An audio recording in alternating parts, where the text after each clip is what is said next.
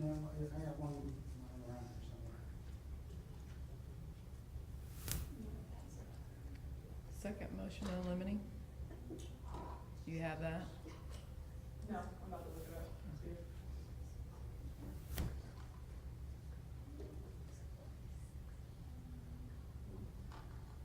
Looks like it was filed this morning.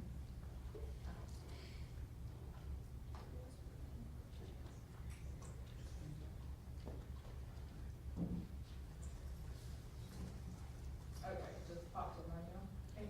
Mhm.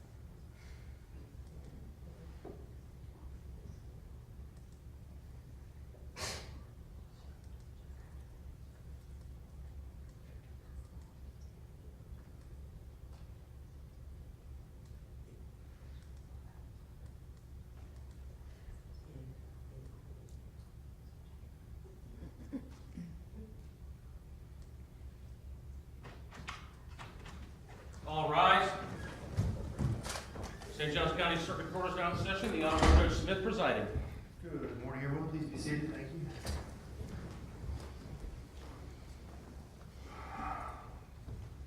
All right, we're here on the case of the State of Florida versus Crystal Smith, case 21 CF 867. Who do I have here on behalf of the State of Florida?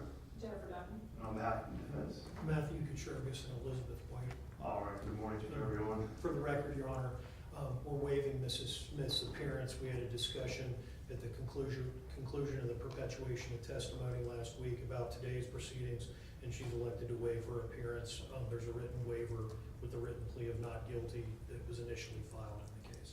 I understand that is there going to be evidence presented today? There is. She understands that this is an evidentiary hearing. She does. This is not just a normal pretrial. There's actually going to be a witness on the stand. That raises a different level of necessity with her appearance so that she can be present for the witness, to hear the witness speak, and for you to have communication with her as that witness is speaking, and raise any objections. As to the topics, much, if not all, of the evidence that will be presented today was largely covered at the perpetuation of testimony last week, so I don't believe so. But Was she present for that? yes, she was. State, do you wish to hear on this? Is there any other matters that I mean, I just wanted it on the record from him to specifically state that he had, I mean, I do have a concern because it's evidentiary, that it's a different sort of, hearing. So, yeah, I just wanted him to state, I guess, on the record that she has waived that. Now, obviously, if she comes back later and says she didn't, we'll have no way to. do you have it inside? I don't have a written waiver as today's proceedings. Can you get on the phone? Probably. Would you like me to see if I can get her on the phone?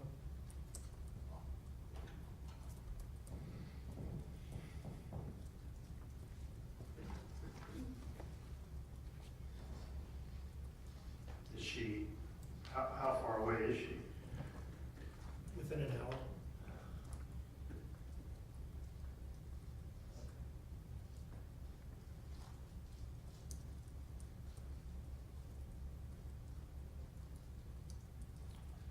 Well, let's do this. It's 11:45. We have a couple of other matters that we can address. Why don't you ask her to come to the courthouse? If she wants to waive her right to be present for the actual hearing, that's fine, but I would like her present to acknowledge on the record that that is what she decided. And I'm solely doing that because this is evidentiary, which I think is just, it's a different situation.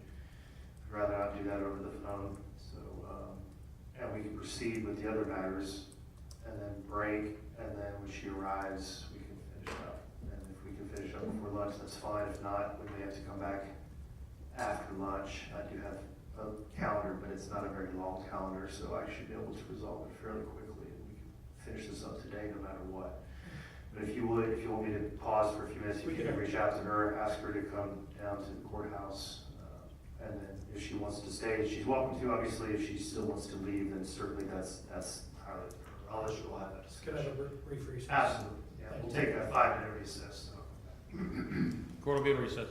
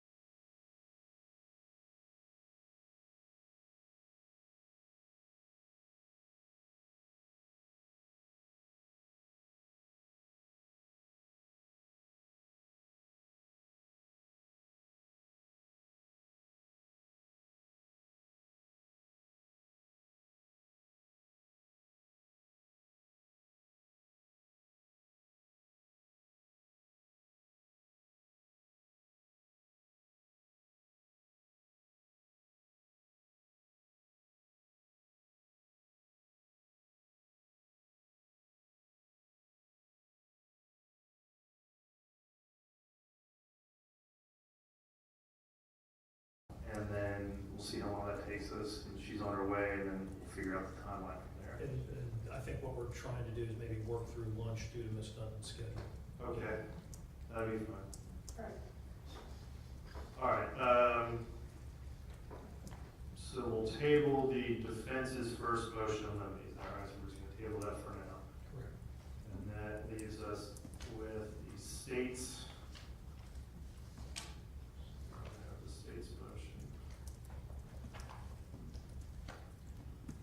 And I also received defense's second motion on limine regarding photographs. So we'll handle that as well. Yes, we can handle that one first if you want, I can just briefly respond. Sure. It's my understanding, I talked to Ms. Dunton about that this morning. I don't believe the state has an objection, but I believe there's some things Ms. Dunton wants to put on the record. All right, that'll be fine. Yes, Your Honor, in Crystal Smith case, I did not intend on, excuse me, admitting any autopsy photographs and any crime scene photographs. But I do think what would be fair to explore through the crime scene witness and perhaps the case agent is just simply, I don't want to be limited on stating a brief description of the crime committed against Ms. Bailey and the fact that blood was, present in and around the body, and then obviously on the other pieces of evidence in the room that we're going to discuss as part of the testimony. So long as I'm not limited in that respect and there's no argument that the state didn't prove or show how much blood was on scene, then there would be no need to actually show photographs of autopsy or her in the woods or anything like that. And so when he says crime scene in this motion, I believe he means of Miss Bailey in the woods, not the bedroom of Mr. Fucci. All right. That is correct, and I have no objection to what Ms. Dunton proposes. I think, depending on how brief that description is, it may, if it's brief, no objection, but if it starts to wade into territory that I believe is prejudicial and takes on a 4 to 3 element that is, where its probative value is substantially outweighed by the dangers of unfair prejudice, I may lodge an objection, but describing the nature of the underlying crime, the evidence that was generated as a result of it, that's fair game, and they have their theory of defense just as the defense does. Theory of prosecution, just as the defense has its theory. All right. Based on the stipulation of counsel, the court will grant the defense's second motion in limine regarding photographs of the decedent, which is what is styled as, so the state will not be introducing any photographs of the decedent at the crime scene, nor any photographs of the decedent at the medical examiner autopsy.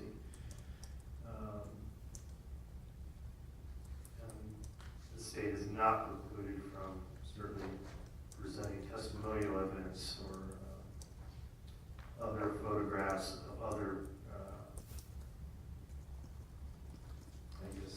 scenes that were including the bedroom of Mr. Fucci. All right, we'll take up any 4 or 3 objections as we proceed during the trial. All right, so that resolves that matter. We have the motion in limine filed by the state to exclude any argument that the state must prove the defendant actually altered or destroyed or impaired the DNA results in this case. I have reviewed that motion. Ms. Dunn? Yes, Your Honor. I'm just going to approach, if I may, and provide the jury instructions, as Your Honor may have already reviewed, but essentially, the court's aware that the state has to prove 2 elements for this charge. One has to do with the knowledge of the defendant and any sort of investigation that may be forthcoming by a law enforcement agency. The second element is the crux of this motion in limine, and specifically 2A. And that element is that the state must prove the defendant altered, destroyed, concealed, or removed any record, document, or other item with a purpose to impair, in this case, the theory would be its verity or truth in such a proceeding or investigation. It's not availability because we obviously have the item in question, the genes.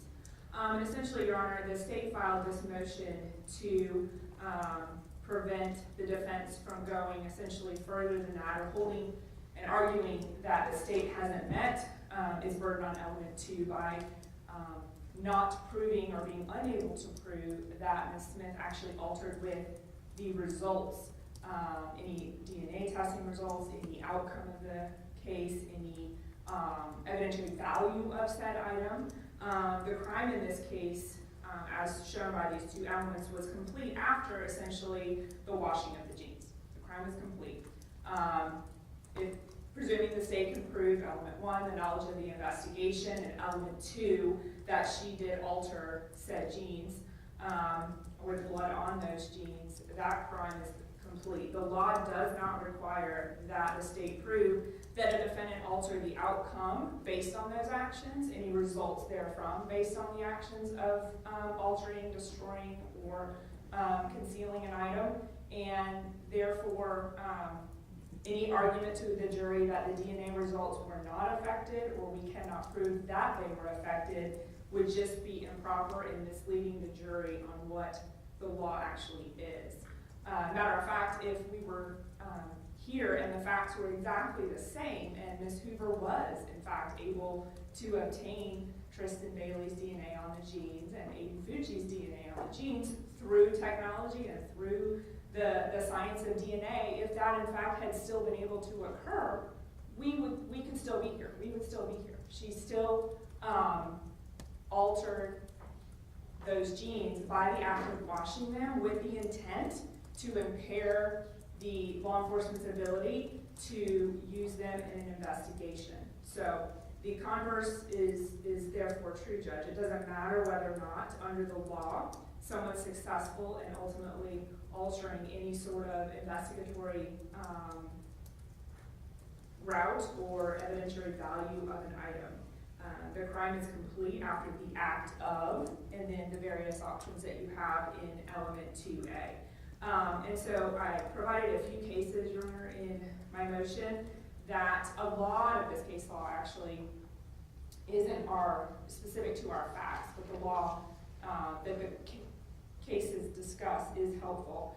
A lot of this case law has to do with actually the discarding of evidence, the swallowing of narcotics, and a lot of this case law is built upon those things. But the crux of explaining what actions the law criminalizes is very helpful. And in Chapman v. State, 36 Southern 3rd 822, it's a 5th DCA 2010 case. It's one of those drug type cases, Judge, but the court's very clear that the statute punishes the damage, destruction, or concealment of physical evidence in an effort to prevent its use. And so if the state is going to be required to prove that Crystal Smith altered, destroyed, concealed, or removed blood from any item, in this case would be the jeans. So that is in fact what we are required to prove, and how that ultimately impacted a case or produce a result, in this case DNA. The state just noticed through deposition and then perpetuation in this case, a lot of time is being spent by the defense on the ultimate issue of results, and we just don't feel that that is a proper argument for the jury, and it changes the state's burden on what we have to prove in this case. So let me just ask you the question, because you're kind of touching on the genes and the blood. So I want to be clear, what is it that you agree that is the state's burden? Is it the altering of the genes by washing them, or was the intent to alter or remove the blood by washing the genes?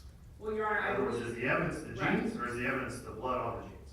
I think it could be both, and I very well amend my information to include blood and genes, or add the blood in, because in theory, Your Honor, she absolutely altered the genes. By washing the genes in their current state, they were altered. She also, our argument would be, destroyed and removed blood.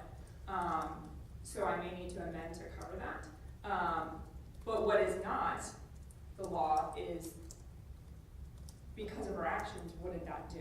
Did that change any results? Did that change the DNA? And it sounds like you're splitting hairs, which you kind of are, but we're not alleging or charging that she did anything specifically to DNA. It's the object of the genes, the item, and then arguably the item of the blood. So that is our theory. She altered the genes, she removed the blood. It doesn't matter whether that made a difference in the case or not. Ultimately, that's the state's argument here. All right, thank you. Jurors?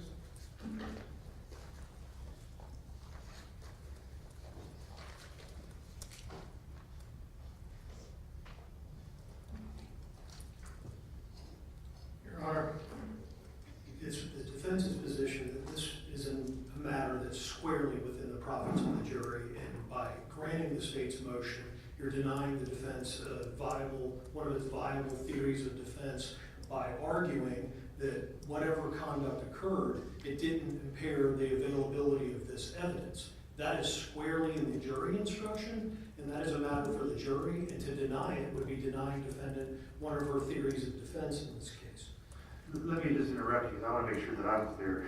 I didn't take that their motion was to limit your ability to ask or to get into whether or not the DNA was on the item or was not on the genes. What happened, it's just the argument that that was what her intent was, and that that's what they would be required to prove, was that she intended to remove DNA. Am I confused about that argument from the state? That the point of this motion is that you can't come in front of the jury and say that in order for the state to be successful, for them to prove their case beyond reasonable doubt, they have to prove that she intended to remove DNA from the genes. Is that not what this motion is for? Right, I mean, we would never, ultimately, I believe that her intent was to remove blood, which may or may not remove DNA, and that might have been her intent, but the state would never be able to prove, and I didn't allege that I'm specifically charging removal of DNA, because if she did in fact do it, I would never be able to prove that it was there in the beginning. Does that make sense? The item of evidence that was of value that she altered with and changed its original form had it been found by law enforcement is genes and or blood that was present. Even if, there's as your Honor knows, there's cases wherein blood is present and we may or may not be able to get DNA. The reason the charge exists is to thwart people or dissuade people from altering and changing and messing with evidence. All right, let me allow Mr. Contreras to continue with his argument. I just want to make sure that I'm clear as far as, so what you're suggesting, Mr. Contreras, is certainly I would not be in agreement that you could not introduce evidence of what happened with the DNA and whether or not there was DNA on the genes. And I think there's some other measures we're going to have to get into later, obviously, as it pertains to that. But go ahead and continue with your argument. But along that vein, Your Honor, the state's furnished the parties in the court with the jury instruction. And let's be mindful, it is the state's burden, and we have the ability to contest each and every element of the case. To prove the crime of tampering with physical evidence, the state must prove the following two elements. The defendant knew that there was an investigation by a duly constituted law enforcement authority that was pending or about to be instituted. And then 2A is how I understand the state intends to proceed. I think they're right. That the defendant altered, destroyed, concealed, removed any other item, and in this case the information alleges blue genes, with the purpose to impair its verity, truth. I don't know that applies in this context, but seems to be more of a documentary or a statement type element, or availability in such proceeding or investigation. And it's going to be the defense's contention as one of her theories of defense, that whatever she did not impair the genes' availability or verity in the trial. And as a function of that, how do you know? Because the genes were submitted to the FDLE for an analyst that took 9 different cuttings, swabs, all of this. There was plenty of gene evidence and DNA evidence that couldn't be, in some categories, due to the limitations of the protocols, and we'll get into that this afternoon. But due to the limitations, they couldn't get it. DNA was there, but it was uninterpretable. And there was no interpretable DNA evidence, and that's the basis by which we can argue that she did not alter, impair, or diminish in any capacity the evidence. I would also note that on the standard in jury instruction, it has a category 2, and we'll have to wait to see how the evidence is presented, but there's an attempt. And so there's very well an argument available to the defense that perhaps it's an attempt, ladies and gentlemen, that this happened, but it didn't impair any evidence from the testimony that you've heard. There was no impairment of the availability of this evidence. It may be an attempt, but nothing more. And so to limit our ability to argue to the jury that that we can't get into whether the genes were in fact altered or impaired undermines one of the primary tenets of the defense in this case, and it would be improper. Now, I've provided to the state, and if I may approach, I have a case from the court. All right. Once again, like just about everything else we've had in this case, nothing's on all fours. But I furnished to the court a copy of the case Boggess, B-O-G-G-E-S-S v. State 269, Southern 3rd, 616. And this is a 4th District Court of Appeal from 2019. And in this case, there was an appellate issue that was taken up by the state responding to the defendant's argument on close that they didn't produce sufficient evidence to establish one of their affirmative defenses. And I'll direct the court's attention to page 6 of the printout. This would be page 621 of the reported decision. And it's talking about the argument of the state, the closing argument, at headnotes 11 or 12. This court reviews all 3 statements in the context in which the statements were made. The comments, when taken in context, were an explanation of the lack of evidence supporting Boggess's, the defendant's, theory of defense. Reversing the parties here, the same argument applies with respect to the defense. What we would intend to argue is, taken in context, the fact that there was no DNA recovered from these genes is an explanation of the lack of evidence supporting the state's theory that they were altered, diminished, unavailable for this proceeding. And I think it's fundamentally baked into the case that this is a matter for the jury to decide, and it's fair game for us to argue. She's free to argue that our theory is ludicrous. Well, without denigrating a defense, I suppose. But this is a matter that's squarely in front of the jury because we're entitled to argue that she did not alter, destroy, impair the availability of evidence. And how do you know? Because you have this DNA evidence that was not able to be recovered, in large part through nothing of the condition of the item of evidence, but the protocols and limitations of the DNA testing. And so this would be fundamental. It's a matter for the jury to determine, and it goes to the weight of the evidence, and we should not be deprived of making that argument to the jury. I would also note that one of the cases the state relies upon, I believe it's Costanzo v. State, and the court may recall that case from a prior proceeding in another county. In that case, Costanzo, it was a law enforcement officer that had video of some evidence involving what turned out to be the victim in the case. The officer deleted it, but it could be recovered from other sources. So contrary to the state's representation, that the statute is clear and unambiguous in that the crime occurs when the defendant alters, destroys, or conceals evidence, an item of evidence regardless of how that action may impact an investigation or the outcome of the case, cites Costanzo. Well, a reading of Costanzo shows that's not the law at all. This gentleman deleted the video from his phone. It got rid of it, totally. But because the evidence could be recovered from other sources, he was found not guilty of tampering. In this case, there's the evidence, there's the genes, there's whatever evidence was recovered from it, but it wasn't completely destroyed. That's the state's theory, and they can argue that. But likewise, the defense had the ability to assert its theory of defense that there was no alteration or destruction. And in this case, it was destroyed by this defendant, and so the law cited by the state doesn't support their contention, because in that case,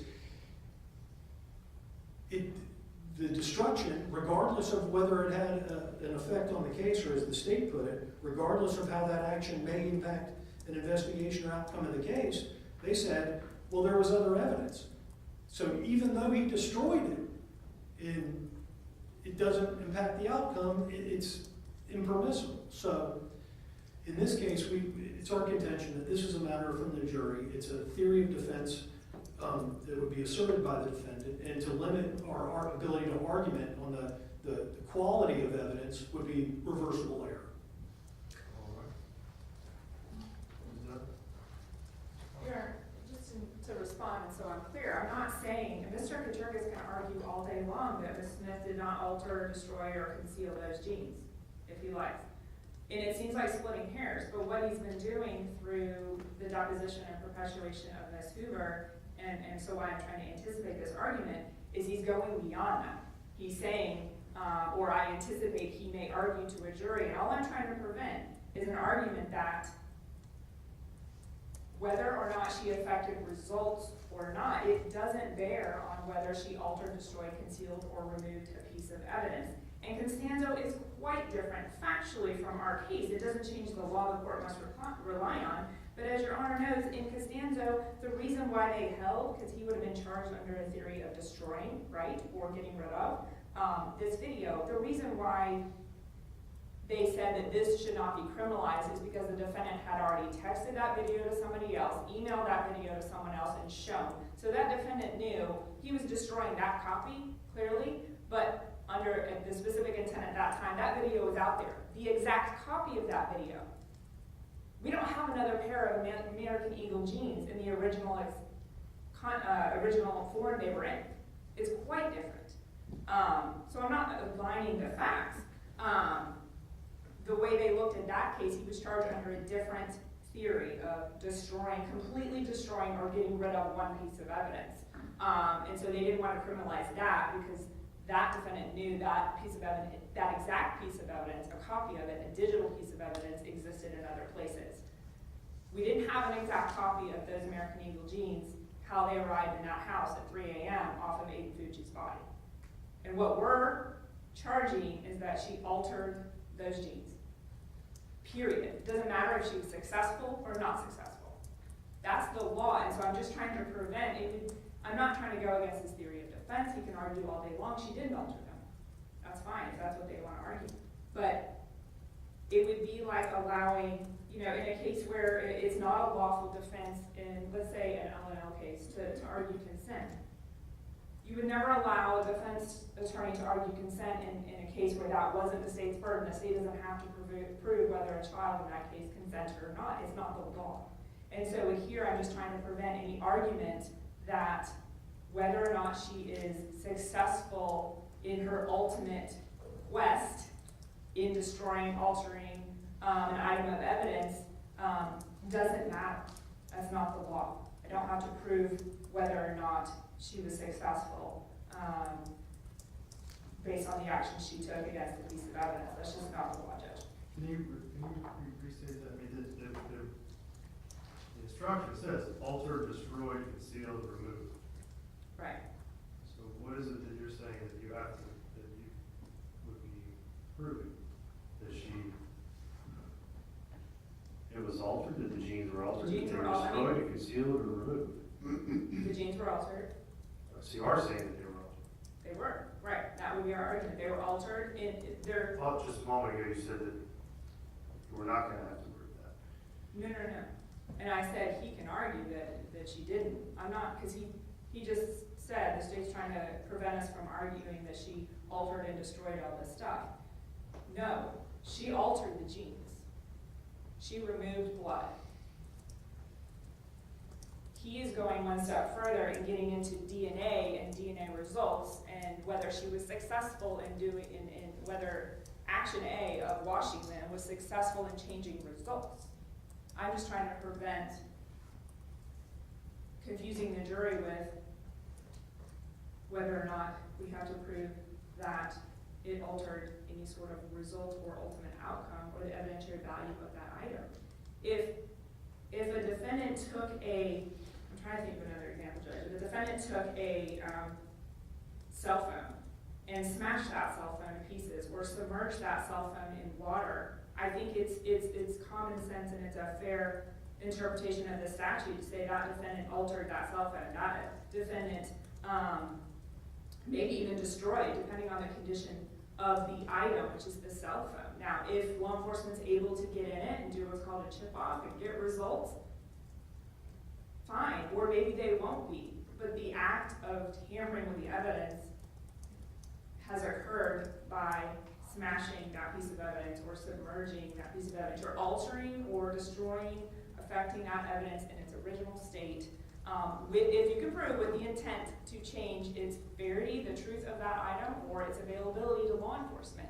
That person probably thinks if I smash this cell phone to death, it won't be available for any sort of meaningful analysis. Well, maybe it will, maybe it won't. But I don't think the maybe it will, maybe it won't has to be proven. And that's why I said earlier, if Ms. Hoover was able, if the genes were in a state where DNA was obtained, it wouldn't change that we would be here right now. All right, thank you. May I respond briefly? You may.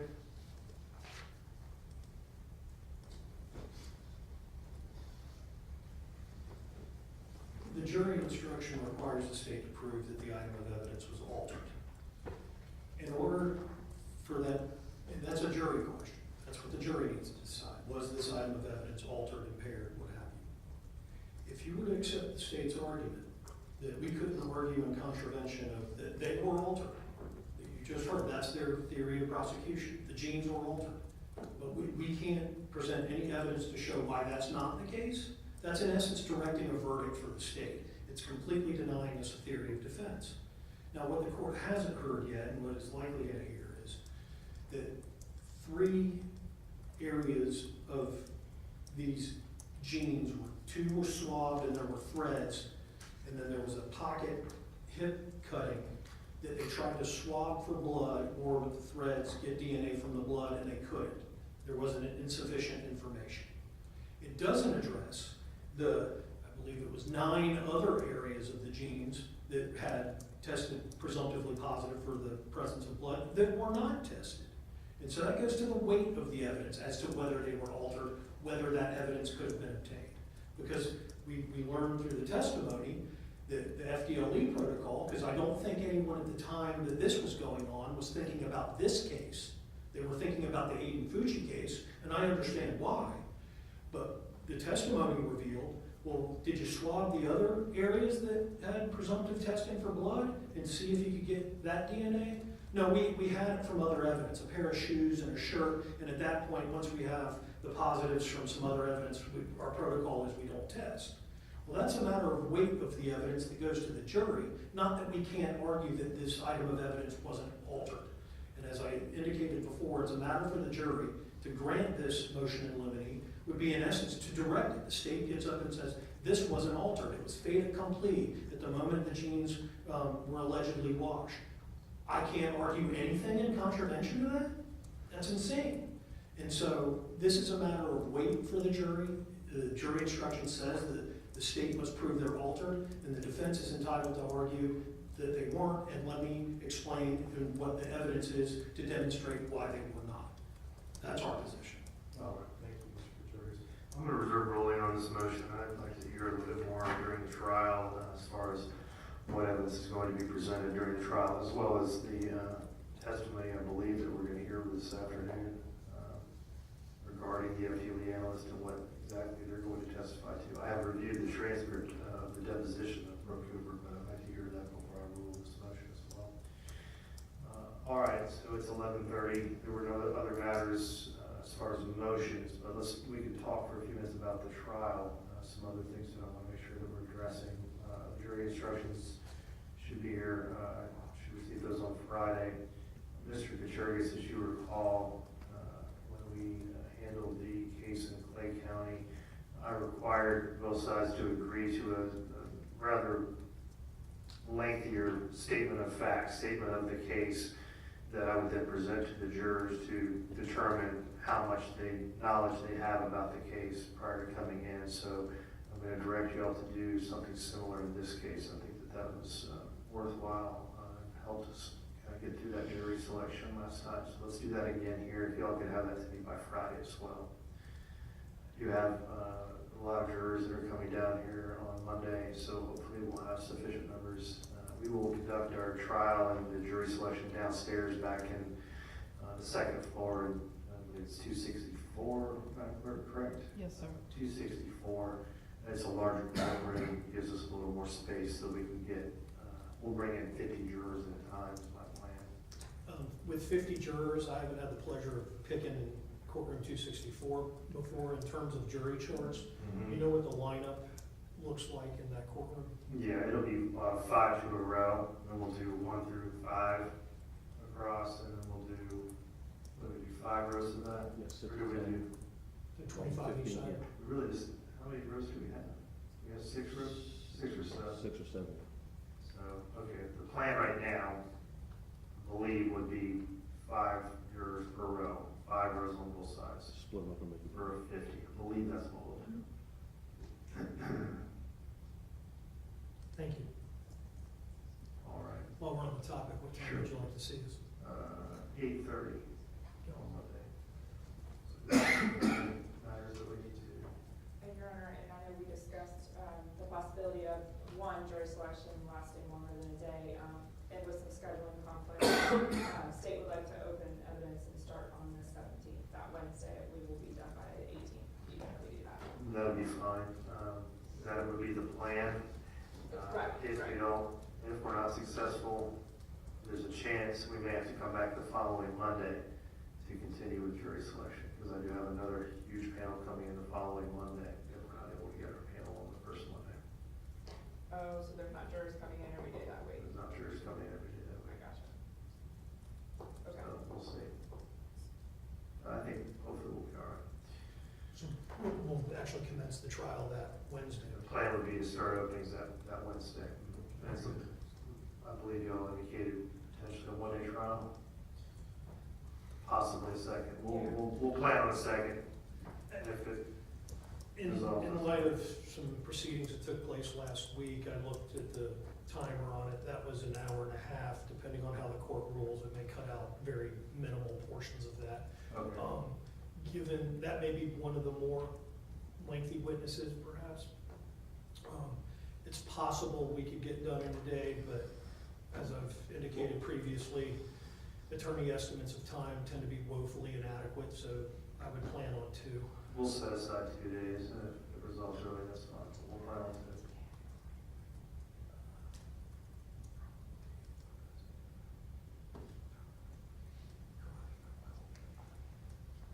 I'm just trying to find out how far out is the client. I'm okay to work through lunch if we can just, We'll plan on doing that, that's fine. It's 11:30. I'm just gonna, unless there's anything else that we need to address today, we'll just wait for her to arrive, and then. I'll try to get it more precise. Okay, I'll stay in my office, you just let me know, Very good. and I'll stay here until we get this done. thank you. All right, we're recessed until further notice. Court's in recess.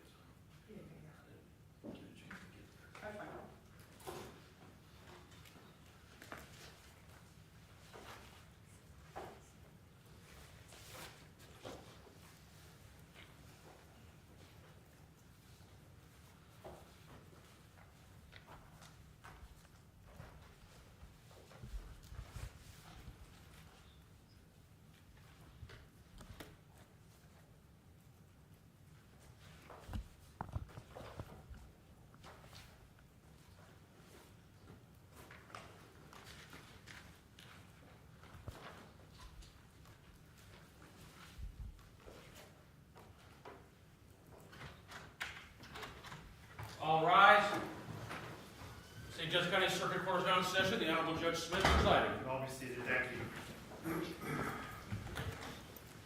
All right, let's go back on the record in case 21 CF 867, State of Florida versus Crystal Smith. Let's see what's done, is still present. Mr. Contreras, we're present, and your client is now present with us. Mr. Contreras, does your client wish to remain for the remainder of this proceeding, or does she wish to have her presence waived? We're here, She's going to remain. Very good. All right. We previously were together, and I had heard from the defense. We then tabled the matter so that the state could produce some testimony. Are we ready to proceed? Is there anything else that we need to address before we get started from the state? No, Your Honor, other than I think, this motion was raised sort of that morning, the same day as we were going into the perpetuation of Ms. Hoover's testimony. Correct. So post-deposition in pre-trial would normally kind of be how this would fall. Because we have the benefit of already doing her trial testimony, just so Your Honor has in context, this is obviously done in anticipation of objectionable questions at trial. Right. I'm going to kind of summarize the 3 questions that Mr. Contreras ultimately objected to that would relate to this motion, just so you can have those in your mind. Okay.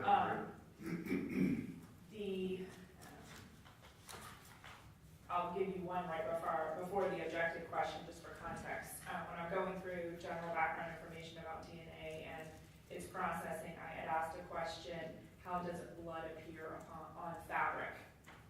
There was no objection, and Ms. Hoover answered that. My next question was, how does washed or diluted or degraded blood stains appear on fabric?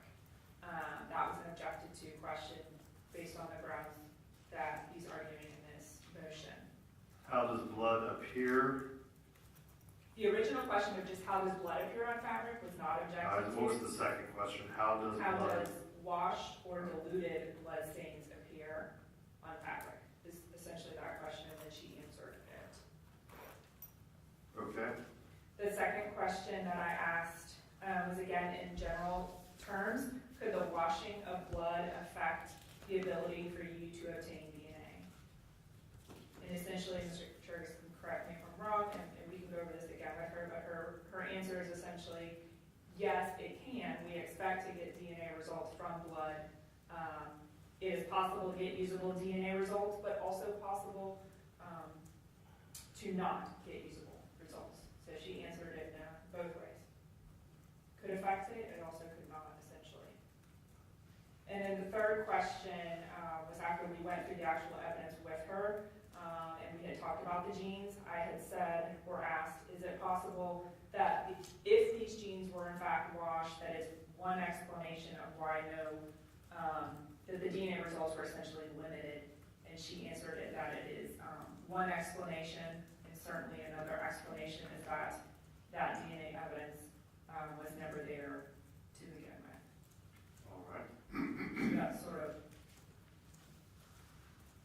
the preview of those questions, and so in response to the motion being filed, the state would call Brooke Hoover. All right. Super, you'll come forward.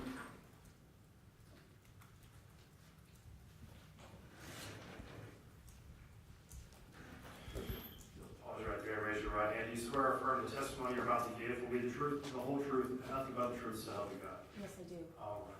We're up here and have a seat of the witness stand, please.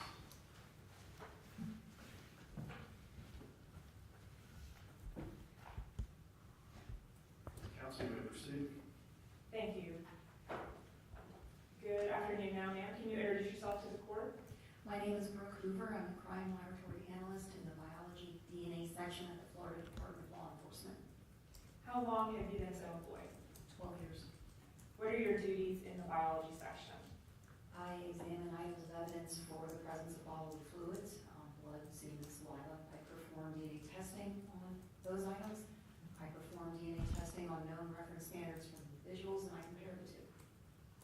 What is your, let's start with your education. Your Honor, if it'll expedite things, I'll stipulate that Ms. Hoover is a witness that has got sufficient training and experience to offer opinion testimony. Son? He can stipulate, but I do believe some of her background and training is relevant to the issue in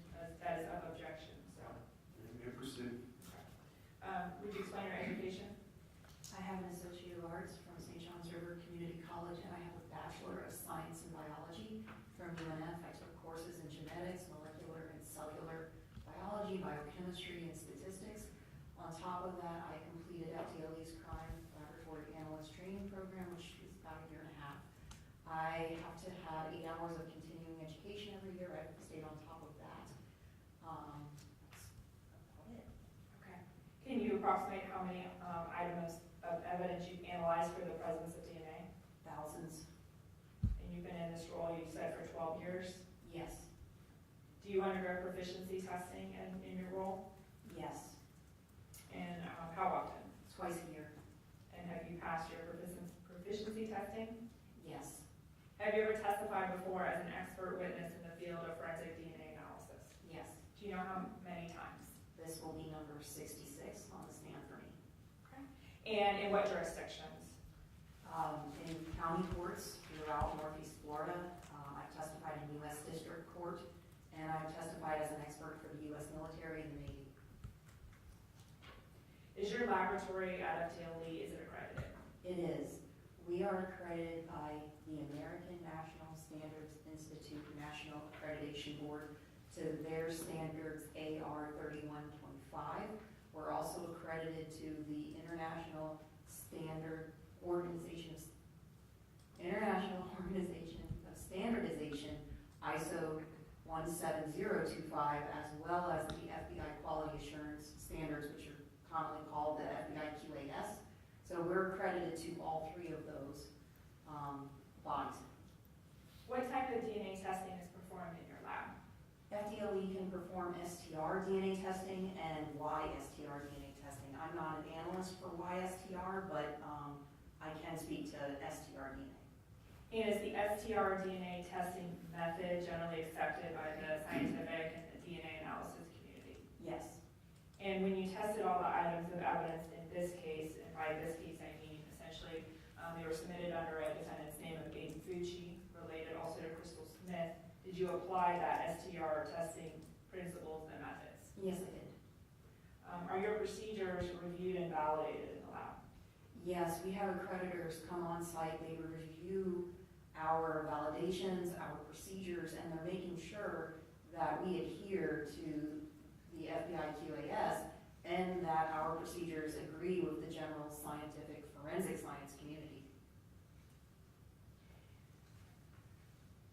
Ms. Hoover, is blood a good source of DNA? Blood is an excellent source of DNA. STR DNA testing targets nucleated cells, and blood, liquid blood, has a very concentrated amount of nucleated cells. So yes, blood is a very good source of DNA. How does that compare to other things you may test, such as sweat, bodily fluids, touch DNA? Other bodily fluids like semen and saliva, again, concentrated sources of DNA material. Sweat and touch is hit or miss.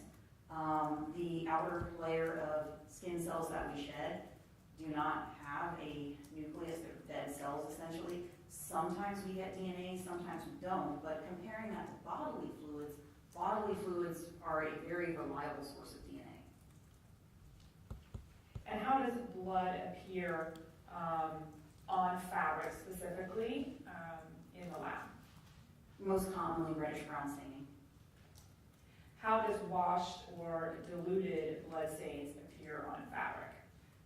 Going back to my training, we worked samples that were known blood stains, and then we would make serial dilutions. So whole blood, 1 to 10, 1 to 100, 1 to 1,000. And what happens is reddish-brown staining turns brownish to yellowish, and eventually there's no stain at all. It completely disappears. We've also worked training samples like blood that's exposed to being buried, UV light, flame, certain acids, and we observe the effects of how degrading or insulting these samples impacts DNA results. So what I'm talking about has been within the scope of what I'm trained to do. And you've done that in training samples, like yourself personally in the lab? Yes, I have. And have you seen that in casework as well? Yes, I have.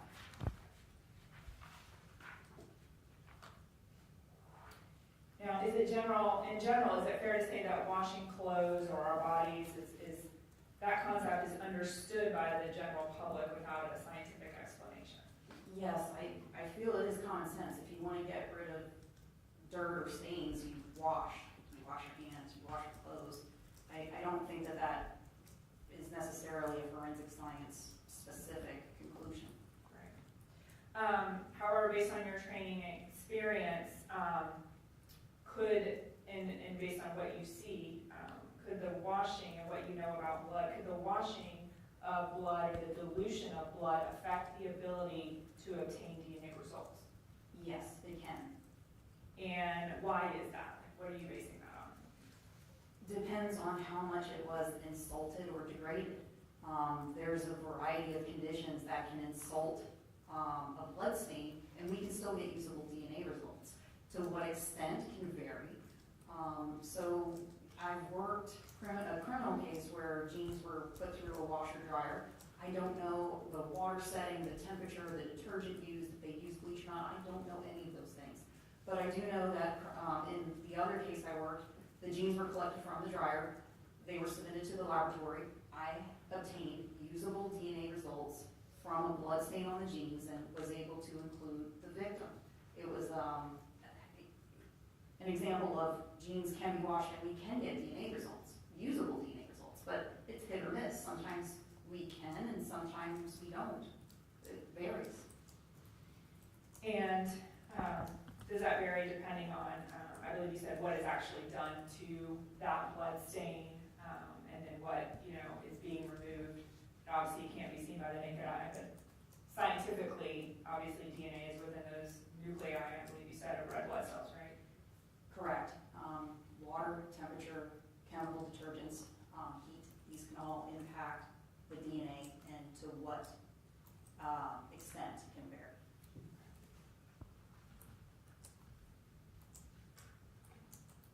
And so based on your experience and training, it's fair to say that DNA results obtained from items that have been subjected to any sort of insult, dilution, or degrading can affect results or cannot.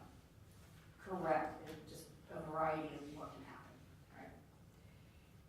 And in this case, you haven't ever, when you weren't asked in your perpetuation testimony, and it's not your testimony today, that you're not here to testify that the jeans in this case were in fact washed. No, that was not a conclusion in my report or on my testimony. I don't have a test to perform to make that conclusion. So no, I've not stated that. Now, at the perpetuation the other day, you received a series of studies that were provided by the defense in anticipation of questioning today. Did you review those? I reviewed 2 studies. One was just an article summary. That wasn't actually a peer-reviewed journal article. I didn't go down, I didn't study that. But I did review the 2 others. And what were they? They were both articles on how washing affects bloodstains on clothing. And they were peer-reviewed and have been published? Yes. Okay. Did you, what did they say, and did you agree or disagree with the statements in those studies? I agree. Both of them were getting known blood and putting it on sterile fabric and subjecting the fabric to different washes at different temperatures, and then taking a sample and seeing what the results were. And they both showed that the higher the temperature, you get less and less. One of the studies, although it called it a partial DNA profile, FDLE would call it limited non-interpretable, and the study did get down to where you don't have DNA results at all. I don't disagree with any of the information presented in the studies. It showed the effect of washing on bloodstains. Okay, and in those studies, it actually provided that back DNA data, if I'm saying it wrong, I'm not sure, the electropherogram Yes. data that you Yes. understand and can interpret. Yes. And in those studies, did they get some DNA They did. throughout?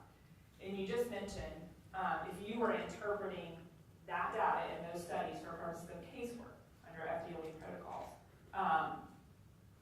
you would have to testify that some DNA was obtained, correct? Correct. Would that DNA have been classified as what you call limited non-interpretable? One of the electropherograms, it was fabric with a blood stain that was washed in 90-degree temperature water. That specific result had an electropherogram with 3 called peaks. That does not meet our minimal definition for a partial profile.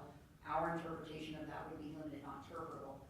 And again, this was an experiment where they knew the blood was from a known donor, and they knew that there was no background interference because it was a clean, sterile piece of fabric. That's not what we're working with in casework. Right. And so how you apply that in casework, or scratch that. So you don't disagree with the studies at all, correct? No, not at all. And in what you saw, some DNA data was obtained. Correct.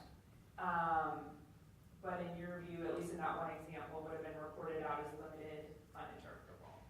Yes, the results for the 2 samples washed with 90-degree water, one FDLE would report as limited, not interpretable. The second one, because they did it in duplicates, the second one was no DNA results at all. So I agree with the study, like washing can remove DNA to different extents. Right. And in that case, at least in the studies, that's obviously a controlled environment. They deposit the blood there, they know it's there, and you would expect to get results. Is that fair? If it was not altered. Could you ask me that a different way? Essentially, in that study, that they're doing it in a sterile environment, like you said. It's a Controlled clean environment, yes. piece of fabric. They deposit blood. Correct. And would you expect to get DNA results in that scenario prior to any dilution or washing? Absolutely. And is that based on why? Why would you expect to get results? Because it's a known sample of whole blood, and the amount that they put on that fabric. Usually a blood stain that has not been altered, that is visible to the human eye, you would typically get DNA results from that, usable DNA results from that. Okay. And so ultimately in this case, there was various different categories of results, I would say, from the genes. Is that right? That's correct. Okay. The one that we're here about today, that the defense is objecting to you answering questions, specific questions on and answering, is a category of results that you reported out as limited, not interpretable. Do you recall that? Yes, I do. Okay. And so do you recall that there were, what areas of the genes were limited, not interpretable results? Or what pieces of evidence from the genes? Yes, that was round 3 of testing. The first round I took cuttings, and I got mixtures that were ultimately not interpretable. I went back a second time and took additional cuttings from different areas. Those were mixtures that were not interpretable. So I changed the tactic. I wanted to try a different sampling method to overcome the challenges that I was experiencing with the results. So I went back, and instead of taking cutting, I took a swabbing, which I know will collect less DNA than a cutting, but I was also hoping that I could just pick up blood and not get background interference from wearer or any kind of transfer from any washing, potentially. So yes, I took 2 swabbings, and I also took apart the back pocket of the jeans, and I pulled the threads out because, again, I'm trying not to get background interference from whoever may have worn the jeans. I just am interested in obtaining results from whoever was bleeding. So I went back, I took the sampling methods, swabbing threads, and I didn't get usable DNA results because it was limited. You got DNA results, Yes, I did get DNA results. but the limited amount of data did not allow you to interpret them. That is correct. Okay. And when you were asked if the genes were in fact washed, could that be one explanation for limited data? Your answer would be? It could be, yes. And again, I never stated an opinion or stated they were washed.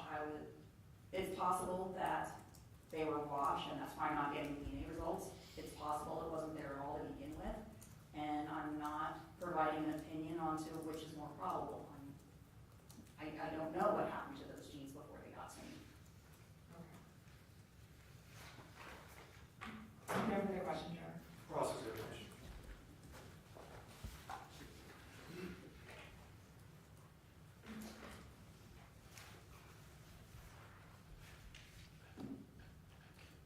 Ms. Hoover.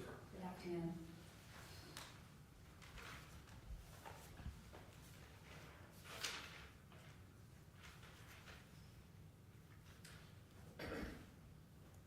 In this case, you had discussed in your training as well as a case study that you had encountered items of evidence that had been washed or somehow diluted, correct? Correct. Did I understand your testimony to be that you only had one actual live case study where that was an issue? That went to trial. I've probably worked more with of the volume of casework I've done. I'm sure I've handled other cases where there was an attempt to dilute or conceal. I've opened items of evidence and smelled bleach before. But what I was talking about was a case that I remember because it went to trial. Is that the only specific case that you can cite that you had that facet present? That I can recall, yes. Okay. So you've had one case study and then this was encountered in training. Well, it wasn't really a case study, it was casework. It was actual casework where I encountered this. And yes, and training.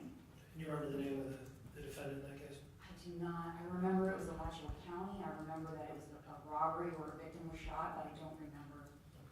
And the other times you've been exposed to items of evidence would be in training scenarios where you were instructed that these items had been washed or somehow diluted. That, and I've also been a principal instructor for training, and I've prepared the samples myself for other trainees. So I've been involved in both testing and preparing and seeing the results that my trainees have gotten with those samples. Now, on direct, the state asked you about a series of studies that were raised at the first round of this hearing, if you will, that you were not present, but you got the benefit of the studies that were submitted to the court. That's correct, yes, sir. I did Okay. get copies. And repeatedly in the course of your direct testimony, you talked about the studies up to 90 degrees, correct? Yes, this, one of the studies, I could pull the paper to quote the title, but it was, the fabric was washed in 30, 60, and 90 degree water, and they then took DNA sampling from that study. Now, those degrees were Celsius, were they not? They were. Okay. And so for the benefit of the court and lay people in general, that one study that had the three different washings at 30, 60, and 90 degrees Celsius, they could not produce DNA results at 90 degrees Celsius, correct? Incorrect. It produced DNA results at one of the attempts did provide DNA results, but by our interpretation, those results would be limited, not interpretable, because there were only 3 peaks called. The second 90-degree wash had no DNA results at all. Okay. In any event, you would agree with me that 90 degrees Celsius is 194 degrees Fahrenheit, would you not? I can't do that without a calculator. I don't want to do conversions, honestly. Is there a phone and a calculator built into it? Do you care to do it? I don't know the formula off the top of my head. Okay, I think that's built into the app if you'd like to try. If it pleases you, go right ahead. I don't want to do a conversion like that in my head on the stand, on the spot.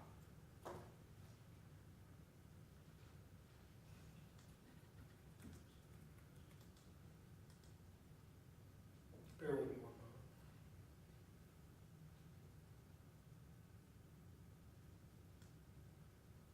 You don't know the conversion for Celsius to Fahrenheit? I don't have it memorized. I don't need it for what I do, but it is something I could look up.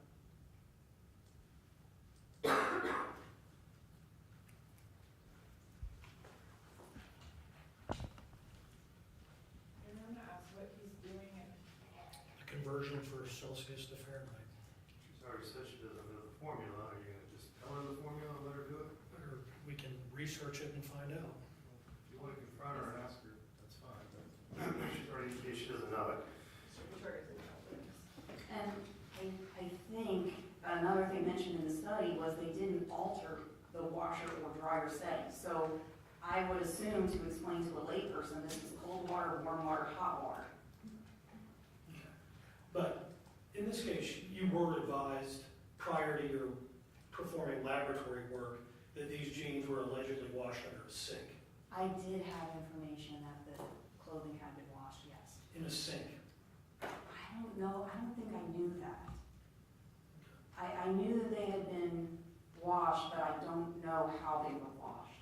Okay, well, your perpetuated testimony will reflect what you knew. Okay. You would agree with me that water flowing from the sink in a residential home doesn't come out at 194 degrees Fahrenheit, does it? It's above boiling. I don't know what they have their water heater set at, but I don't think it would come out that hot. Actually, boiling's 212 degrees Fahrenheit, is it not? Slightly under, but it's still not coming out at near boiling, is it? I'd have to look at those numbers. But again, that's not something we look at in forensic, that's not coverage we do relevant to forensic science. Like, we're not making those conversions for our casework. Okay. Well, if you were testifying in front of a lay jury, you'd be using Fahrenheit, would you not? In America, anywhere? I didn't make any kind of conclusions of temperature in any of my reports. Turning to the DNA testing you did perform, in your testimony in your report, there were, let's call it 3 buckets of DNA, correct? 3 buckets? Yes, there was one that was mixture not interpretable due to not being intuitive, correct? Okay, we're talking about the results. So yes, mixture, UDM, undetermined number of mixtures. We had complex not interpretable mixtures. We had mixtures that were limited not interpretable, and we had limited DNA results. Well, that was 4. I thought there were 3. There were 4 different categories, or 4 different reasons I couldn't interpret the data. Let's break those down. The first category of various fabric samples that were cut from the DNA, you were able to get DNA results. Yes, I got DNA results from all of the samples I took. Okay. And in that first category, there was a mixture, correct? Correct. However, when you were looking at the data, the electropherogram, that data was not intuitive to you, correct? The electropherogram is just the data. That's just the data. What was not intuitive was our probabilistic genotyping software's interpretation of that raw data compared to what I know, because I know I was dealing with relatives in this. So yes, where people share alleles because they are related, the DNA will appear higher, and you had previously called it stacking. So yeah, where relatives share DNA, those peaks will be taller in height. And where the relatives had one allele in common and one allele different, the peak that they shared would be very, very tall. The peaks that they didn't share would be shorter. And what the software was doing was it thought that there was a very, very high contributor, and then it thought the other contributors were very, very low. That's not actually what was going on. There were 2 contributors with nearly equal contribution, and then the other contributors were off in the weeds. So we don't just use software as a black box. We put in data and it spits it out and we're like, we accept it. We have to review what data or what the probabilistic genotyping software tells us, compare it to the electropherogram, and make sure that this makes sense. And going back to accreditation and validation of procedures, this is part of the scientific process that has been validated and written in our procedures. Understood. But the limitation on the interpretation of that data was a result of the lack of intuitive results being produced by the software, not anything due to the item of evidence itself, correct? With those swabs of fabric? That was the condition the item was in when I got it. That was the data. I understand, but there was DNA there, the results just weren't intuitive. It wasn't, there was missing information, correct? There was unintuitive information. What the software was telling me about the mixture, specifically mixture proportions, was not intuitive. And I know that was because I'm dealing with relatives in a mixture. Relatives in a mixture, not due to an absence of interpretable data. The data just was not intuitive, correct? The data was not interpretable because it was not intuitive. And the reason we have procedures for handling data like that is we know that we could falsely include or falsely exclude a person of interest from a mixture where we have this type of data. It doesn't mean that every mixture we obtain with relatives is uninterpretable. That's not the case. I'm not saying that. But in this case, with these samples, I would not want to go forward and use those because it's not technically correct based on validation and procedure. And the reason it's not correct is because we could apply the wrong likelihood ratio, falsely including or falsely excluding an individual from results like that. Fair It's enough. not usable. Fair enough, but we're here talking about a case where an item of evidence is alleged to have been washed, rendering your job more difficult in obtaining DNA results. With And- that category of evidence, that wasn't the issue, was it? The genes being washed. You had data, it just, due to the system not recognizing related donors with allele stacking, it was uninterpretable. All of the data from the genes was not interpretable for a variety of reasons with the variety of sampling methods that I took on multiple attempts to get usable DNA results from the genes. I have no test to tell me that those genes were washed. That was just the item and the condition that I got it in, and that was the data or the results from samples taken from that item of evidence. That was the data.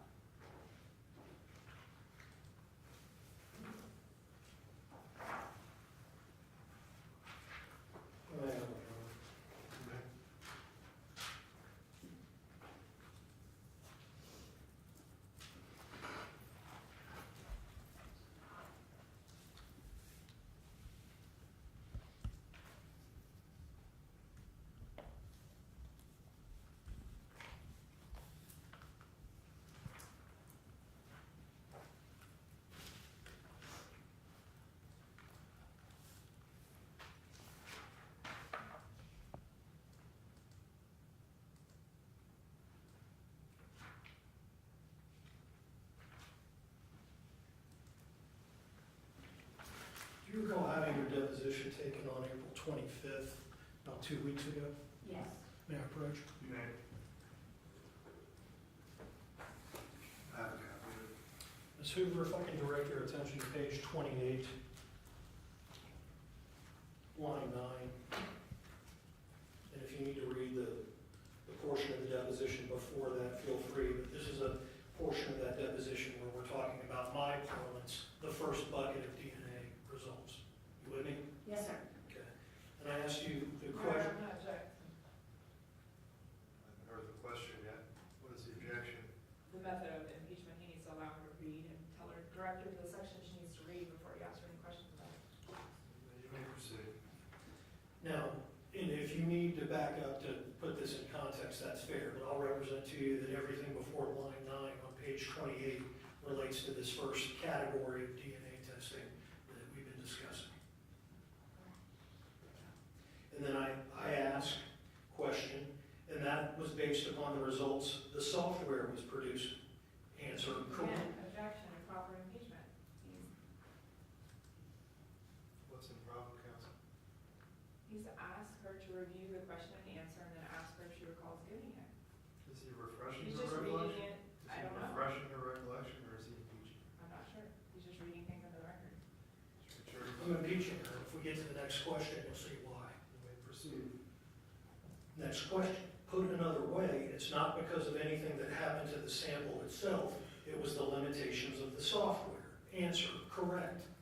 Yes, and we did talk about this in testimony. Since April 25th, since we had the deposition, I did undergo continuing education with the developers of the StarMix software. I had a 2-day course with them in which the developers of the software, who were based in Australia and New Zealand, were live with a small group of analysts, and we were able to go over the ins and outs of the software. We were able to go over courtroom testimony and things that the software was capable of. And I said based on that, and this was in testimony, I said based on that, although I said in the deposition it was a limitation of the software, I said when I testified I would like to say that it is not a limitation of the software, but how FDLE uses the software. But not the condition of the item itself, correct. That's what, The item was the condition it was in when I got it. I'm not saying that, I never concluded or said that because it was washed, I didn't get results. I've never concluded that, I'm not saying that. And I feel like you're trying to get me to say that it wasn't washed and that's why I got results, I'm not quite sure. no, what I'm trying to get you to say is what you previously testified to, that the results that you were getting with this first batch of DNA results were due to, however you want to characterize it, limitations of software, FDLE protocols for interpreting software, what have you, not due to the condition of the item. Correct? UDM is, that was the condition of the item, that was the ratio of DNA types that were in that fabric when I got the item. That was the condition of the item. Like the ratios of the donors, that's just how it was. I understand, you get whatever you receive. I get whatever I receive. But when the results are produced, you're looking at it, it had DNA, it had sufficient quantities of DNA to interpret, they just weren't intuitive. Some of them. So I did get UDM, or undetermined number of mixtures, which I went back and I got more samples. Like, this isn't something I want to interpret. I'm going to try again. So yeah, I did get some samples that were UDM, and I'm like, you know what, I'm not going to interpret this. I'm going to do additional work. I'm going to go back and take more samples. And I did. And I didn't get usable DNA results from that round of samples. So I went back and got samples in a different method. I went back again. So UDM, that wasn't the end all of the testing. I went back and tried again. I went back and tried again. I put a tremendous amount of effort in this, and we did stop attempting to get DNA results from this item. We'll get there in a moment.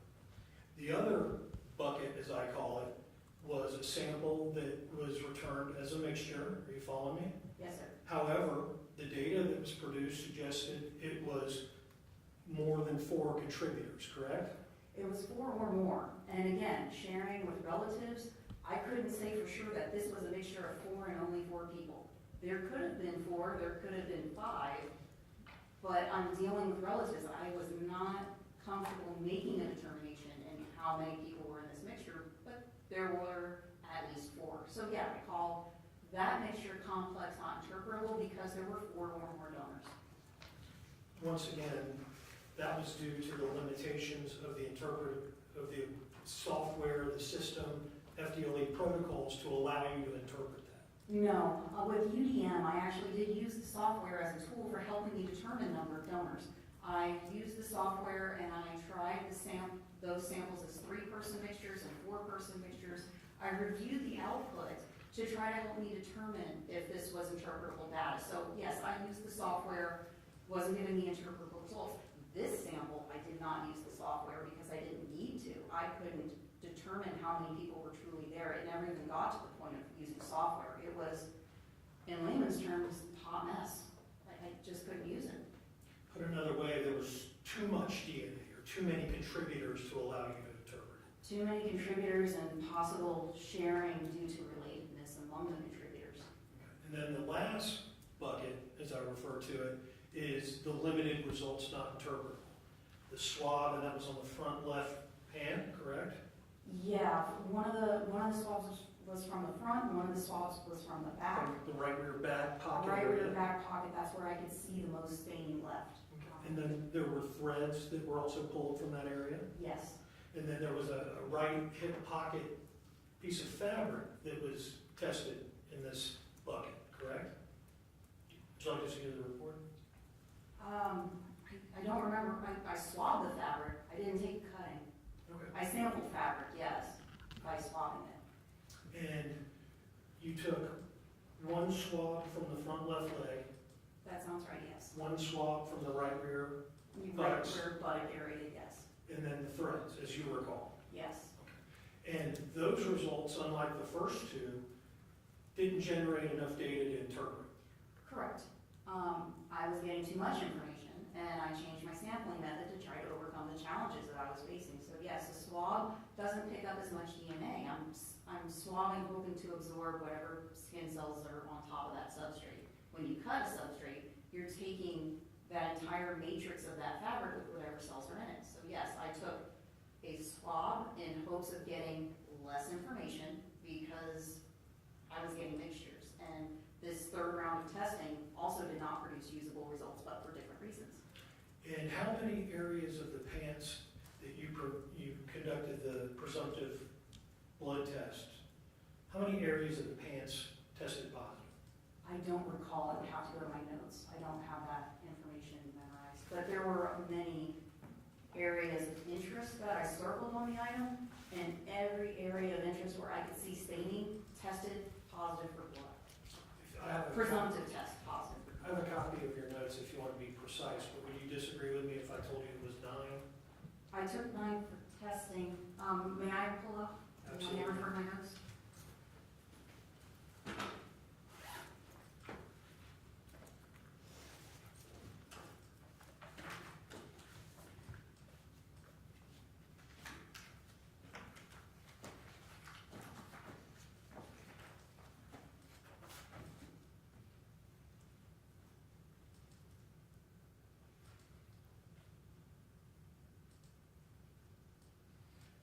I'm counting 9 areas.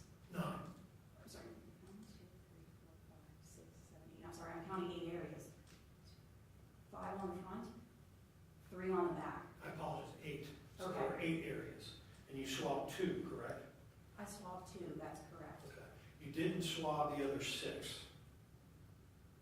No, I did not. I took cuttings from several of them. But, and also when we're referring to stains, this isn't like a little dime-sized spot. These are large areas of the pants that were circled.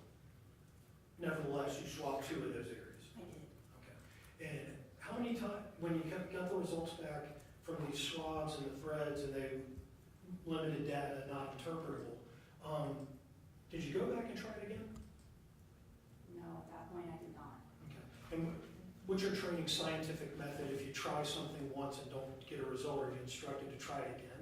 I'm not instructed to, but on the first round of testing, and I didn't conclude this in my report, I'm not testifying it because I couldn't make the conclusion, but my training, I could see the person of interest in those mixtures. And my training, my experience, I thought it was worth it to go back and try again. Well, isn't it true that you didn't further test because you got positive results for Tristan Bailey's DNA on a pair of shoes and a sweatshirt? Probative results, yes, that's true. Yes, that is correct. And so under the FDLE guidelines, when you get those positive results from other items of evidence, you terminate the testing, do you not? Not unless there is a reason and communication over my head about what to test. But no, we don't exhaustively work every item of evidence. You could perform thousands of DNA tests on a big pair of jeans like that. At a certain point, we have to realize we're good stewards of Florida taxpayers and resources. We can't just exhaustively work an item of evidence, especially when we have Tristan Bailey's blood on the shoes, blood on the shirt. It was a mixture. Tristan Bailey was included. Blood on the shirt, that was single source, and it matched Aiden Fucci. We ceased testing on the jeans. When you got those results? I actually went back after I had those results and tried again on the jeans. But you swabbed 2 areas once. That's correct. On the third round of testing, I swabbed 2 areas and I took threads. And those were limited. Those were limited, yes. But the areas of fabric from which you took those swabs, when they were tested, there was DNA. The protocol wouldn't allow you to interpret it. Correct. And going back, the reason we have these protocols is validation, procedures, all of which is through being an accredited laboratory.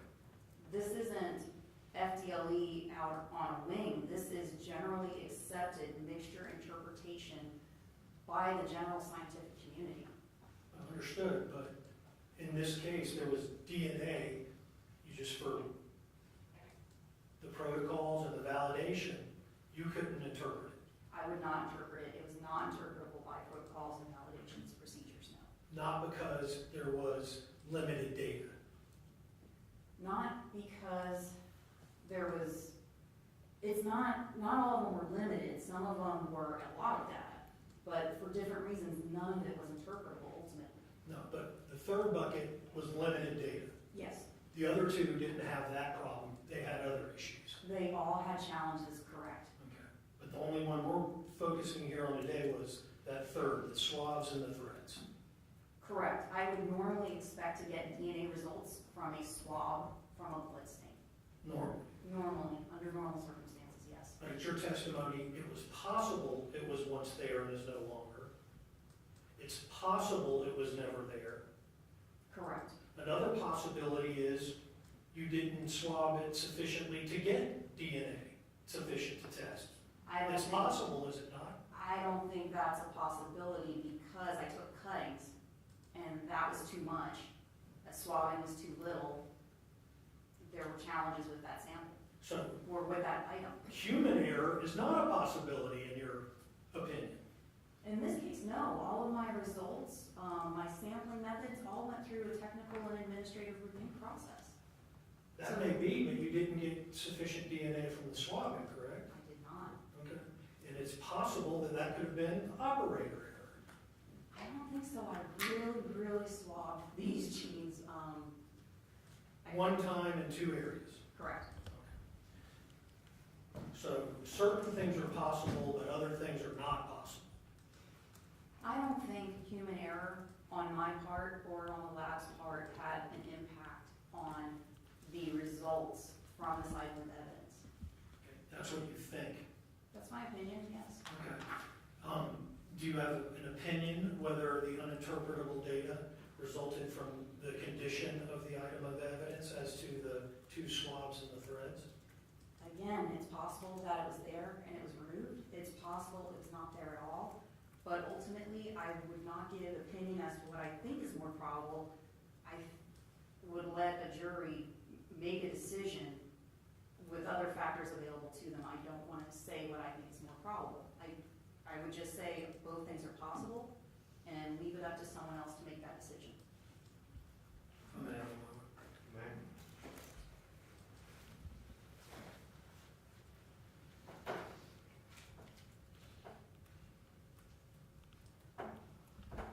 Nothing further. Redirect? Just briefly, Judge. It just got a little confusing towards the end. I just want to make sure the court understands, in your first round of testing on the genes, that was when you took cuttings, correct? Correct. And you took 6 of them, correct? In total, correct. From different areas on the genes. Yes. Then what was the second round of testing? First round of testing was 3 cuttings. Second round of testing was 3 cuttings from different areas.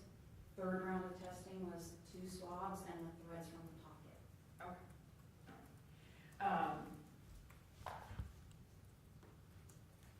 And so it wasn't that you just took 2 swabs from these genes and stopped, correct? Correct.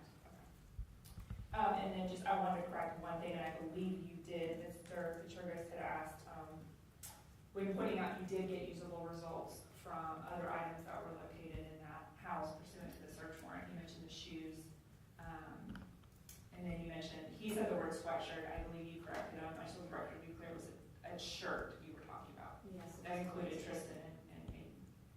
Included Tristan. Matched Aiden. And matched Aiden is the language, yes. Okay.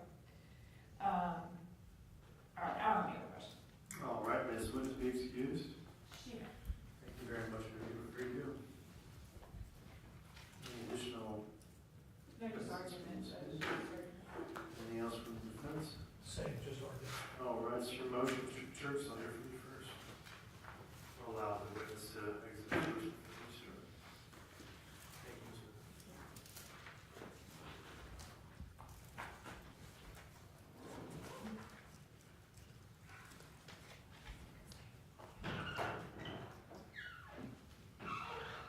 All right. Your Honor, it's our position that the testimony as it related, my parlance yet again, the third bucket of DNA testing, the swabs from the fabric and the threads, to allow Ms. Hoover to testify to that with the imprimatur of expert credibility, it just exceeds the bounds of expert testimony.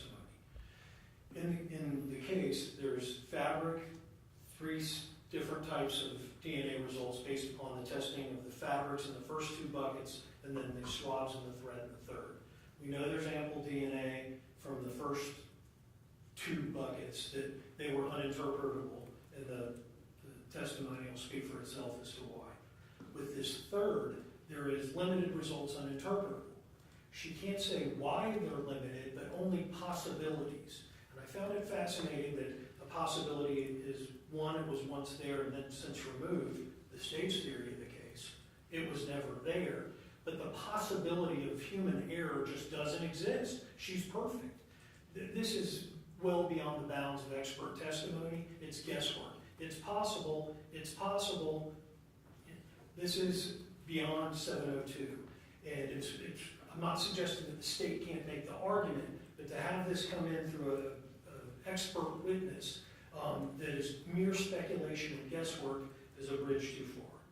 And we've provided the cases previously to the court. They were argued in the first round, the Perez versus Bell South Communications, 138-492, 3rd District from 2014, talking about Daubert and expert testimony that otherwise may qualify as pure opinion testimony is strictly prohibited. The legislative purpose of the new law is clear: to tighten the rules for admissibility of expert testimony in the courts of the state. And subjective belief and unsupported speculation are henceforth inadmissible. Whether it was once there and since removed, it's possible. Speculation. Was it never there? It's possible. It's speculation. Likewise, Royal Caribbean Cruises Limited versus Spearman, S-P-A-E-A-R-M-A-N, 327-3rd-276. Once again, found that the expert testimony in that case exceeded the bounds of Rule 702 in terms of the alternative design. This was the case with the two-issue rule, and so it wasn't reversing, but it did address the expert testimony, finding that it was too speculative to be admissible. And then we had the Vitelli case and the state furnishing and Barber, that Dr. Goldberger's testimony regarding extrapolation was admissible, but it gave the standards. And in this case, there's no scientific study as to it's possible that we tested it. It's just guesswork, speculation. It's possible. And if it's a layman argument, they don't need her to present it.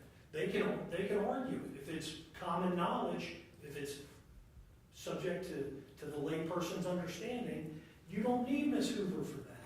But that's what the state's trying to do, is bootstrap what they consider a lay opinion under the guise of expert testimony to present it to the jury as such. And we find that that exceeds the bounds of 90.702 Florida statutes, as well as Daubert and its progeny. Thank you, Mr. Chair.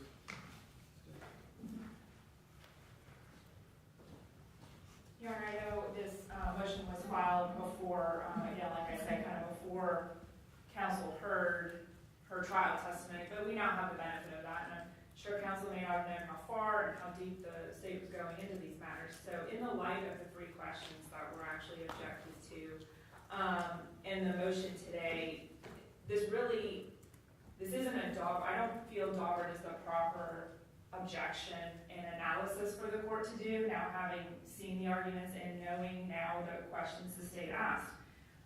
The witness is clearly speaking within her scope of expertise and discipline in answering these three questions. And I want to remind the court again, the first question that the state ultimately asked her was, how do washed or diluted blood stains appear on fabric? That is information and knowledge within her expertise. That doesn't call for a Daubert objection, because again, we're not talking about a method of testing that he's challenging or anything like that. Now, could he make a objection on outside of scope? I believe would be the proper objection if he was to make one there. And then our response is her knowledge about blood, which is why I asked her that line of questioning, how it appears normally when it's unaltered, how it looks after it's unaltered. I believe she said it goes obviously from reddish brown to light reddish brown to yellow eventually, or not present at all. In her perpetuation, she also mentioned sometimes it appears green So she knows that based on her training and experience, and it's clearly within her purview. That's not a scientific method testing Daubert objection. And so in response to any other objection of outside of scope, it's clearly within her scope. The same applies to the second question. And again, involves her scientific knowledge and understanding of DNA and nucleus and where DNA comes from and in blood. Could the washing of blood affect the ability for you to obtain DNA? Yes, it could. That's all she's saying. It could, and here's why. And she goes on to explain the testing examples that they do in training, how she has received them as someone being tested, and she has actually done the examples herself and prepared them for other people to test, and then in casework. So she has training and experience within her discipline to answer those two questions. It's not a Daubert objection. And we believe that those are obviously completely allowable based on her training and experience.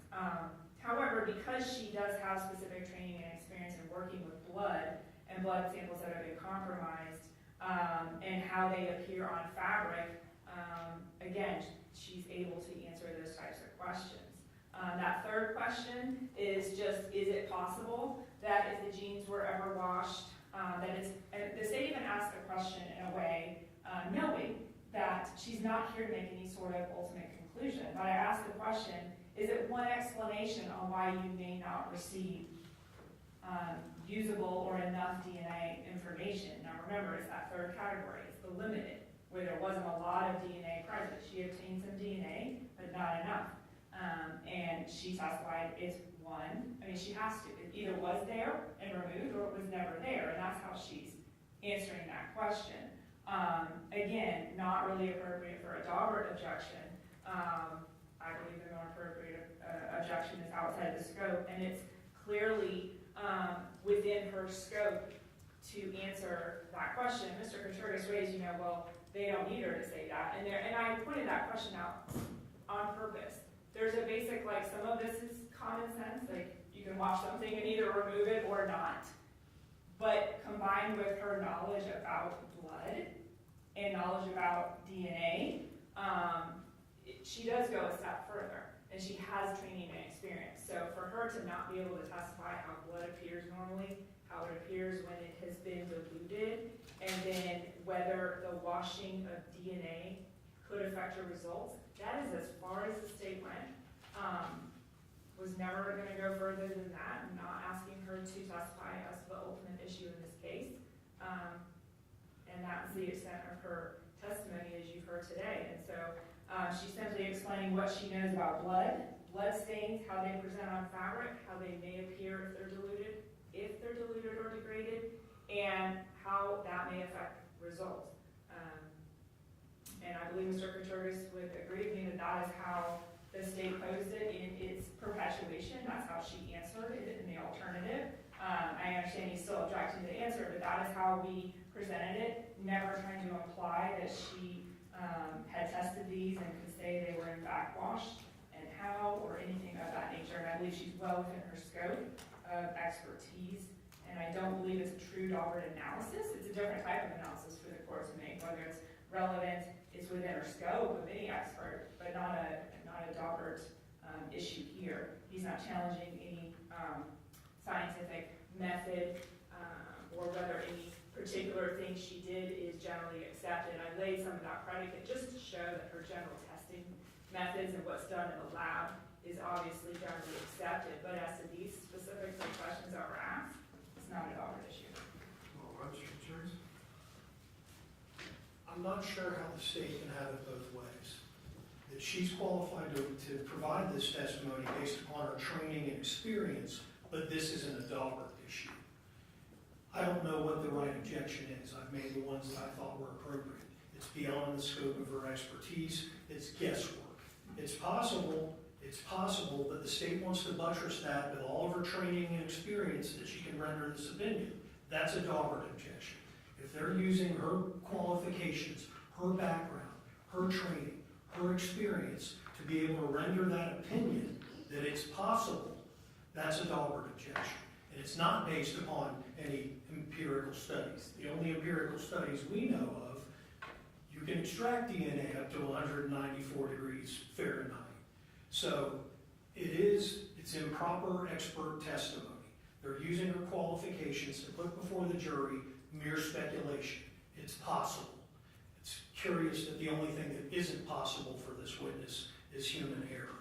And so on that basis, we would object to her speculating as to why she did not get certain results when she tested these swabs once. Mr. Church, let me just ask you, I mean, we've been dealing with DNA evidence, fingerprint evidence, decades. How is this any different than any other FDLE analyst or any other expert that comes in and testifies to, let's say, negative DNA results? We've seen, we know that you've been in trials where the state will call an expert to put on the fact that they tested the evidence, did not obtain DNA evidence, or did not obtain fingerprint evidence, whatever it is, for the sole purpose of showing that they at least did their due diligence, that they attempted to, and then that witness almost always testifies to the reasons why that evidence was not obtainable, or the reasons that may lead to DNA not being recoverable from certain items, or things that have happened, degrading of evidence, or fingerprints, and their explanation by fingerprint experts constantly about why fingerprints are sometimes left on some surfaces but not others. Why is this any different? I think the defendant's position is, it's fair game to say, we tested this evidence, we tried to get it, it was uninterpretable. But when she starts guessing as to why she didn't get, or why she got limited DNA results, that's beyond the bounds of any expert testimony. It's possible. It's not relevant to the case unless you have a specific opinion that I didn't get this because, and I can show you through validated scientific studies that that's what happened. That's permissible expert testimony, but it's possible is not Daubert. And I can't comment as to what other defense counsel does when an expert gets up and starts speculating. I know what I would do, exactly what I'm doing here. I'd object to it. It's not based upon any scientific data or studies. It's possible. And so under those circumstances, well, anything's possible. And that's just beyond the scope of what they're permitted to testify to. It has to be based upon scientific data that's relied upon by others in the community, that's well accepted, and is based upon data that's reliable. That's the court's function as a gatekeeper. And when you're providing testimony that it's possible, well, anything's possible. It then veers into the irrelevant because you're not providing any direct testimony about why this result obtained. She can testify that we had limited data, uninterpretable. The state can get up and argue, let me tell you why. But to have the expert opine as to that is improper. Thank you, Mr. Chair. All right, having considered the evidence presented and the arguments of counsel, the court is going to deny the defendant's first motion of limiting as to the questions that were presented that were asked during the course of the testimony that was perpetuated, I guess it was earlier last week. Based on at least the questions that I've been presented with today, I would overrule the objections and allow those questions to be answered, so we do not need to do anything with those questions as far, unless there's some disagreement about what the questions were asked. No, I'm not quibbling with that. Okay. Matt, I'm just thinking in terms of some housekeeping. Sure. We didn't have the benefit of Your Honor presiding over the perpetuated testimony. Yeah. Ms. Dunn and I did our best to simulate going live. So there's going to be, when the video is being played, question, objection, but we don't have the benefit of the ruling from the court. I don't know if Ms. Dunn is of the same mind. We may want to pause that briefly, overrule, what have you. I'm alerting to the court that it's going to seem weird if we just play this without some court interjection into the video. How do you want That's fine, we can do it that way. So we'll pause it when the objection comes up. I'll just Court rules. I'll overrule it and then. Okay. Okay. As to the state's motion in limine, continue to take that under advisement for right now. I think we at least need to hear a little bit more about what happens during the trial.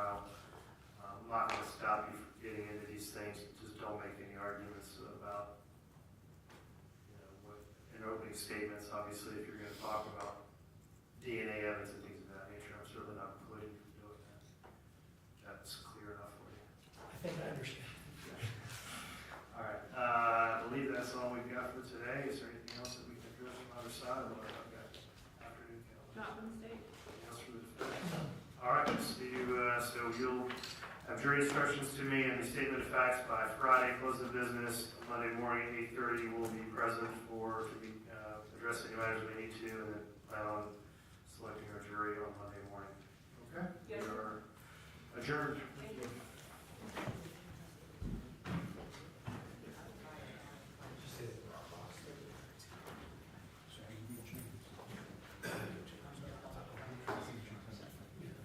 Well, you'll tell us when we're.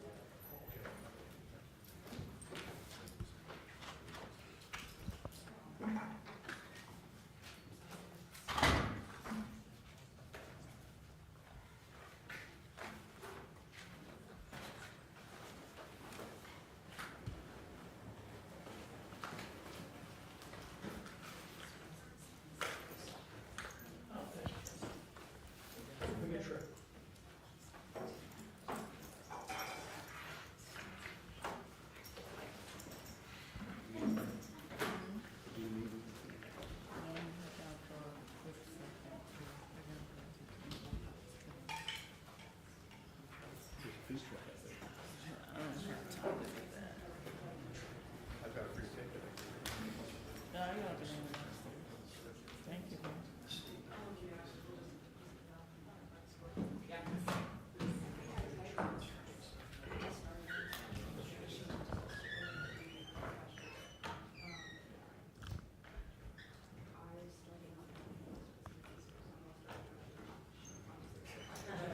Obviously not, but is it somewhere happy to start?